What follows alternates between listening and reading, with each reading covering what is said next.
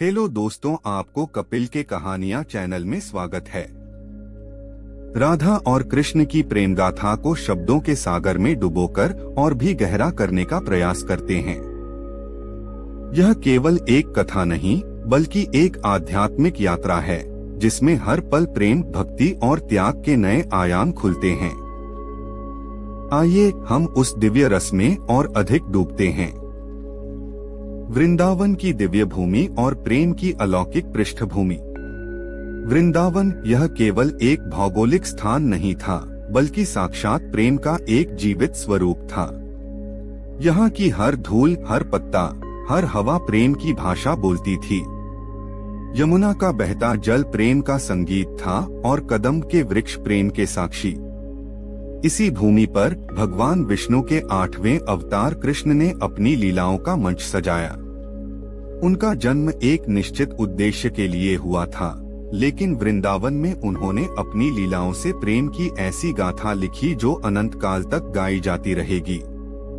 उनका आगमन एक अकेले नायक के रूप में नहीं हुआ, बल्कि उनकी ह्लादिनी शक्ति, उनकी प्रेमिका राधा के साथ हुआ। राधा केवल एक गोपी नहीं थी, बल्कि प्रेम की साक्षात मूर्ति थी। उनका जन्म तो एक साधारण ग्वालिन के रूप में हुआ, लेकिन उनका हृदय इतना विशाल था कि उसमें पूरे ब्रह्मांड का प्रेम समाया हुआ था। कृष्ण की आंखें जब भी राधा से मिलती थीं, तो लगता था कि 2 सदियों का इंतजार खत्म हो गया हो। उनका प्रेम कोई साधारण प्रेम नहीं, बल्कि 2 आत्माओं का मिलन था जो हमेशा से एक थीं। नटखट लीलाएं और बांसुरी की जादुई धुन। कृष्ण के बचपन की शरारतें वृंदावन की पहचान बन गई थीं। वह माखन चुराते, गोपियों के मटके फोड़ते और अपनी चंचल आंखों से सबको मोहित कर लेते थे। लेकिन उनकी हर शरारत में एक अलौकिक प्रेम छिपा होता था। एक बार कृष्ण अपने ग्वालों के साथ माखन चुराकर भाग रहे थे कि राधा ने उन्हें रंगे हाथों पकड़ लिया। उन्होंने कृष्ण से कहा, ओ नटखट, अब तुम कहाँ जाओगे? कृष्ण ने अपनी मनमोहक मुस्कान के साथ कहा, जहाँ तुम ले जाओगी राधे। राधा का हृदय पिघल गया और उन्होंने कृष्ण को जाने दिया। उनके लिए कृष्ण की शरारत से बढ़कर उनका प्रेम था। लेकिन इन सबसे बढ़कर था कृष्ण की बांसुरी का जादू। उनकी बांसुरी केवल बांस की एक साधारण छड़ी नहीं थी, बल्कि उसमें 7 सुरों में प्रेम का संगीत बजता था।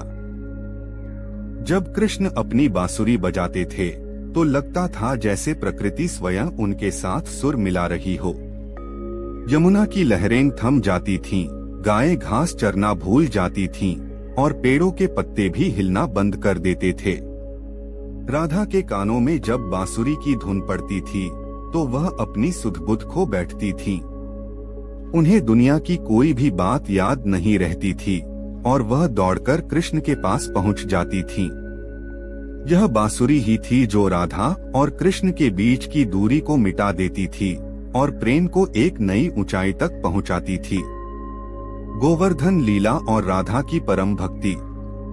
कृष्ण की लीलाओं में से एक लीला ऐसी थी जिसने राधा के परम प्रेम को दर्शाया। जब इंद्र ने पूरे वृंदावन को अपने क्रोध से डुबाने की कोशिश की, तो कृष्ण ने गोवर्धन पर्वत को अपनी एक उंगली पर उठा लिया। सारे गांव वाले डर के मारे कांप रहे थे, लेकिन कृष्ण ने उन्हें धैर्य रखने को कहा।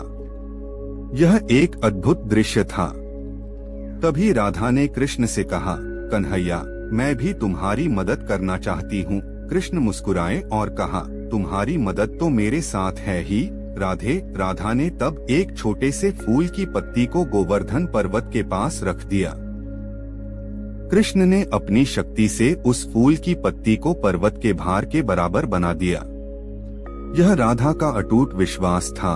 उनका यह प्रेम था जो कृष्ण की शक्ति को भी बढ़ा देता था। रासलीला का गहन रहस्य और महारास का अद्भुत मिलन। वृंदावन की चांदनी रातें प्रेम और नृत्य का संगम थीं। रासलीला का आयोजन होता था, जहां कृष्ण गोपियों के साथ नृत्य करते थे। यह कोई साधारण नृत्य नहीं था, बल्कि यह आत्मा का परमात्मा से मिलन था। गोपियों को कृष्ण से इतना प्रेम था कि वे सभी कृष्ण को अपना मानती थीं।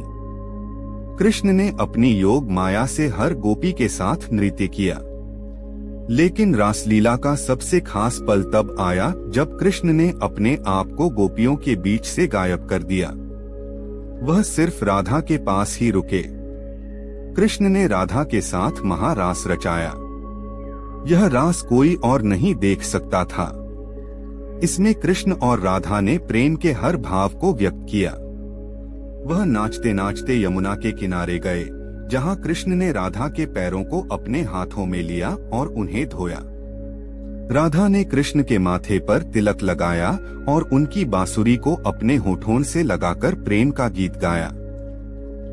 यह महारास हमें सिखाता है कि भले ही भगवान सबका है, लेकिन उनका सबसे गहरा प्रेम और समर्पण उनके सबसे प्रिय भक्त के लिए होता है। राधा, जो स्वयं प्रेम का प्रतीक थीं, कृष्ण की सबसे प्रिय थीं। प्रेम का सर्वोच्च स्वरूप निष्काम भक्ति और विरह। राधा और कृष्ण का प्रेम भौतिक संबंधों से परे था। उनका प्रेम प्रेम नहीं बल्कि प्रेम था। वह प्रेम जो पाने की इच्छा से मुक्त हो।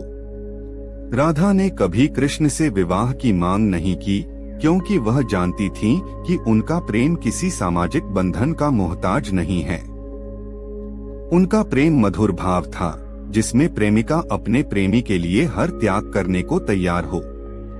लेकिन प्रेम की सबसे बड़ी परीक्षा विरह, अलगाव में होती है। कृष्ण को मथुरा जाना था और यह खबर सुनकर पूरा वृंदावन शोक में डूब गया। जब अक्रूर कृष्ण को लेने आए तो वृंदावन की हवा थमसी गई। गोपियां रो रही थीं, गायें शांत हो गई थीं और पेड़ों के पत्ते मुरझा गए थे। लेकिन राधा शांत थीं। उनकी आंखों से आंसू नहीं बह रहे थे, क्योंकि उन्होंने अपने आंसुओं को कृष्ण के लिए बचा रखा था। अंतिम विदाई और प्रेम का अमरत्व। जब कृष्ण रथ पर बैठकर जा रहे थे तो वृंदावन की हर गली में एक दर्द था। गोपियां रथ के पीछे दौड़ रही थीं, लेकिन राधा वहीं खड़ी थीं। उनके दिल में एक तूफान था, लेकिन चेहरे पर एक अजीब सी शांति। जब कृष्ण ने अंतिम बार मुड़कर राधा को देखा तो उनकी आंखों में भी दर्द था। उन्होंने राधा से कहा, राधे, मैं शरीर से जा रहा हूँ, लेकिन मेरी आत्मा हमेशा तुम्हारे पास रहेगी। मेरी बांसुरी की धुन हर सुबह तुम्हारे पास आएगी और तुम मेरे प्रेम को उसमें महसूस करोगी। राधा ने बस सिर हिलाया और एक मुस्कान दी, जिसमें अनंत प्रेम, त्याग और विरह का सागर छिपा था।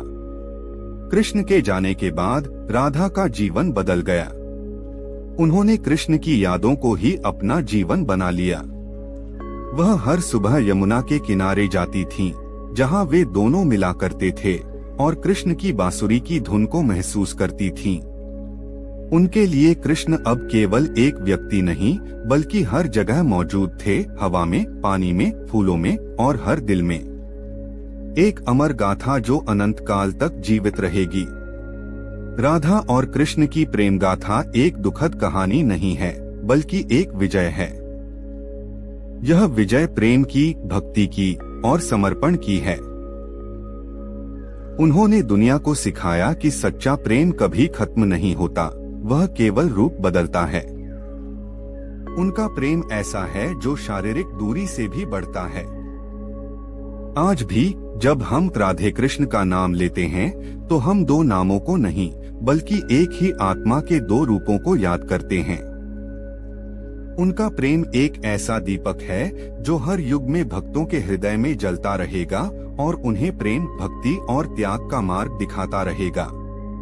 अगर आप ऐसे ही कहानी सुनना चाहते हो तो कपिल के कहानियाँ चैनल को सब्सक्राइब कर दो और अपने दोस्तों, फैमिली को भी शेयर कर दो और आप कमेंट करके जरूर बताना कि कहानी कैसे लगी।